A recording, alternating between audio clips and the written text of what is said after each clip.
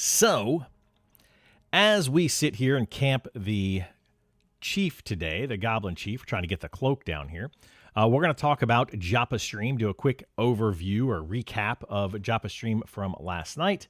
So first, we're going to start off with Joppa will not be commenting and did not comment throughout the entire stream on the events of last week. Those events being the ones around the GM abuse allegations and all that kind of stuff. He's not commenting on that. He did not comment on that, and he will not be commenting on that in the future. So I just want to make sure that everybody's on the same page in that regard. When it comes to Unity 6, he talked about that a little bit more, and a lot of people are concerned with Unity 6, so he went over he emphasized on his streams the lighting and the visual changes, but Unity 6 is not only lighting and visual changes, and some people are now having issues with that, and they are working on improving that. So they had to dial back some of the, they had to dial some things back for quality or performance issues to increase the quality, but then to get Unity 6 in, basically, is what he was saying. So effectively, they're going to get those performance issues hopefully worked out and updated soon. We'll talk about the soon statement here in a minute as well. The other things are, shadows, volumetrics, and a foundation for a lot of tech and improvements and features are other things that Unity 6 is bringing in. Those are things that they haven't really emphasized on his stream, or Visionary Realms has not emphasized much at all. So he did talk about that in the beginning of his stream. The next thing is Joppa's stream is going to be changing its format a little bit going forward. He wants to do less question answer. He wants to get more back more to the fundamentals of just streaming, doing what he's doing, and just chatting with everyone. Less of the, hey, when is this happening? Or, hey, can you show me this? Or can you do that? Or just literally the questions and answers. He's going to do less of that. He will still answer questions. He says he enjoys answering the questions, but he's not going to be doing it as the main portion of the stream anymore. And if he's already previously answered a question and somebody else comes in and asks the same question, he's not going to repeat those same answers again. He's going to leave it up to the community to then respond to those people, and hopefully everyone in chat can help him out with that. So if he's constantly repeating himself over and over, which as a streamer we tend to do, He's trying to do less of that and leave it up to everyone else. In that same note, he's not talking about time frames. If anyone asks a when question, he is not going to be answering the when questions anymore. And if he starts to answer a when question, he's hoping and leaving it up to chat to stop him and say, stop answering the when question, because, not unintentionally, he's basically given out dates and people are holding him to those dates. Let's talk about the Druid. We'll talk about Unity 6. Those things were going to happen literally the day before Unity 6 was supposed to drop. He said Unity 6 is coming tomorrow, and then that night some things happened, preventing them from releasing Unity 6, and then everybody got all upset, and it kind of comes back to him. So he is going to come back from that and stop giving dates to everyone. So that is pretty much what's going on, and I think we've all seen that coming for a while. Finally, he has no plans to stop streaming anytime soon. He does enjoy it, and that is not going to stop unless, certain circumstances happen that force him to quit. But as of right now, he's not going to stop streaming. So that's basically about the beginning a part of the stream and what was going on. 27 minutes in, give or take, he did talk about a roadmap. They do want to have a roadmap in place. They do have an internal roadmap, but it is not something that we can see. They would like to get one out. And it is planned to get one out, and it would be helpful. But again, no time frame on when that will happen. He started working on the Silent Plains Wild Blood content. He's adding some new content over there with itemization and everything for the Wild Bloods. That's pretty much what he worked on throughout the remainder of the stream while he was, chatting about other things. He did adjust the Mad Run Hatchery levels. So Mad Run Hatchery... and then there's the main cavern and then the hatchery cavern. They or cave or whatever. They have different levels. So he brought the hatchery and the main level to similar levels, and they brought the bosses down inside of the hatchery a little bit to come in line with the top end of those levels of the regular mobs that are down there. So you can see some changes in the Mad Run hatchery based on that. Around the 42-minute mark, they started talking, they being Joppa and the rest of the stream, started talking about placeholders. Is it good? Is it bad? What do we like? What do we not like about it? Because he has been seeing a lot of discussion about placeholders. If you don't know what a placeholder is, it is basically a mob that holds the place of a named mob. So in this case, we're camping the chief. The chief spawns right here. His placeholder spawns right here, or the chief spawns. One of the two will happen. So that is basically what a placeholder is. And it's every like 15, 20 minutes usually is how that happens. There are some other instances we'll talk about, I think, later on if I have them in my notes here. He did a quick poll on, do you like placeholders or not like placeholders? It was 132 in favor of placeholders versus 35 not in favor of placeholders, if you want to know what the poll results were. Possible in the future, we're going to have placeholder named. So basically, in this case, we have I believe it's a mallet fist that spawns right here, or the chief will spawn right there. So in the future, mallet fist is, a typical name of a goblin that's down here. In the future, he wants to do something that would be a little bit different of a name, so that is a placeholder of the named that spawns there to kind of differentiate those things, so you know exactly where the placeholders are. So he's looking at doing that as well. Also, discussion about the named and their possible spawn rates or ways of spawning. They talked about that a good bit. There has been an increase in spawn rates from Eastern Plains mobs with the new gnolls, and then over in Hangor, that he changed some of those, and there was a little bit of a discussion about that during this part of the stream.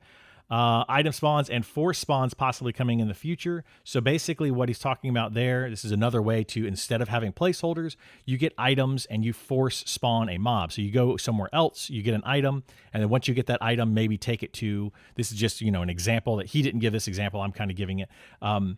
You might take that item to a pedestal, you put the item in a pedestal, and it spawns some named boss. This is something that they may be doing, possibly, not 100%, in the Ash Breather dungeon. When that comes out, that's going to be the higher level dungeon that he's been kind of talking about over in Silent Plains for a little while now. So, we could look forward to something like that in the future. Event-based spawns is another idea. So they had event-based spawns in like Velius. I don't know if anybody remembers that, but you basically have an event. It's a ring event where you had, two different factions fighting. Joppa seemed to like that idea, and that is something that, again, they're going to look at possibly in the future, but as of right now, it is not necessarily on the table. Talking about higher level players, camping low level content, and possible ways to adjust that. There was talk about that.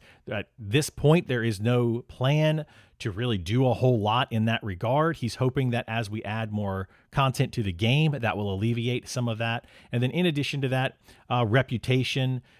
People were talking about, well, what deters people from going and kill stealing, etc. And usually your reputation does that. But in this game, is reputation really going to matter? We don't know. That's something that we're going to be looking at in the future. Instancing. People had talked about that. Can we do instancing? There will be instancing in some raids, possibly, but not in all raids. So look for that in the future, possibly with raids. But, like I said, he still likes to do contested raids. He likes to have that competitive nature between guilds. He thinks that is fun, and a lot of people enjoy that. So though there will be contested, but there will also possibly be instances. What that means is that it's not going to be an instance raid where you go into the instance and you have an entire dungeon to yourself. It means that you're going to go into the instance where the raid bosses are, but the raid bosses themselves will be closed off. So once the raid starts, anyone that is inside of the raid boss area will then be contained within that. He used Osharuk as an example. If anybody has seen Osharuk, it's in a big like arena thing. And instead of the way Osharuk currently works, he would like for like a gate to close effectively whenever you pull Osharuk, and you're stuck inside of that until either Osharuk is dead or you're dead. One of the two of those things happens. So that's what instancing would be like. It would be something along those lines. Let's see. At the 1 hour 11-minute mark, somebody asked about twinking. Do you like twinking? Because that's another thing about the higher levels killing lower level content to get better gear. He actually does like twinking. He thinks it's fun to be able to do and give your lower level characters a big advantage to start to kind of get rolling early on. Since you've already done that once, why not twink it out? Let's see.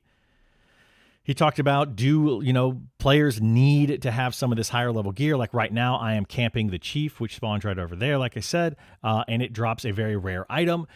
Joppa is under the assumption or believes that you don't need any of that gear as you're leveling to get up to level 40. That stuff is supposed to be for when you try to do content post level 40. So that's basically where he is going with that. It's not these really rare items that people are trying to get while they're leveling. It's not necessarily supposed to get while you're leveling, but if you do, awesome, good for you. But if you don't, it's not supposed to be the end of the world. So don't expect to have those items early on. But if, like I said, if you get them, cool. Let's see. That's to talk about the item rarity. Wipes due to dupes. People brought that up, and Joppa does not want to have wipes if at all possible. So do not look for those in the future. He's trying to avoid those and at all costs. If there's something that absolutely must be wiped, of course he will do that. But as of right now, they're trying to avoid that under all circumstances. A discussion around the almost 2 hour mark. It was the colorful armor. So you know how we have a lot of armor in the game. There's a lot of browns. He talked about that. So today, in today's update, so today's stream that he's going to do, he said in the beginning he's going to show off something, and that was in reference to the colorful armors. So I feel like he may be showing off some cool stuff that you may want to check out in the beginning of the stream today. If you don't, maybe I will be able to put that into the update for tomorrow. Last thing that he really talked about was the money drops. People were concerned about getting gold in this game, especially at level 30 plus, and they are working on that. That is something they are looking at. These Silent Plains mobs that he's putting in right now are going to be itemized. And then people talked about, why is Halnir Cave so much higher gold with the ghost in Halnir Cave? I think we all have established that now, that they are dropped the most money. And that is something that will probably be nerfed in the future. So be prepared for that to be nerfed. But at the same time, they're going to try to buff up the level 30 plus content with more money. So to even that playing field out. That's kind of where they are. There was no gold sink in the game originally when they released early access. So spells being super expensive was that gold sink, and they want to adjust that going forward. He did use the word retroactive, so I'm not sure how that would work, but I'm assuming that, if you bought a spell now, it would retroactively somehow give you that money back. I don't know if they have that capability or not, but he did use the word retroactively, adjust that going forward. Other than that, he spoke a little bit about playtesting, instead on his stream of showing off, certain things in the developer program. He was talking about possibly doing his stream where he's play testing different characters and bouncing around to different servers with different classes and trying them all out, because people were concerned. One of the things that they brought up was tanking, that tanking is just not in a good place. And Joppa did agree that he needs to play more tanks to check that out. So look for that in the future. That's pretty much it for the update. That was Joppa stream. It was about 2.5 hours long or so yesterday. And that is the quick summary of going on for that. He said he will be streaming again today. So we'll be checking that out when that happens.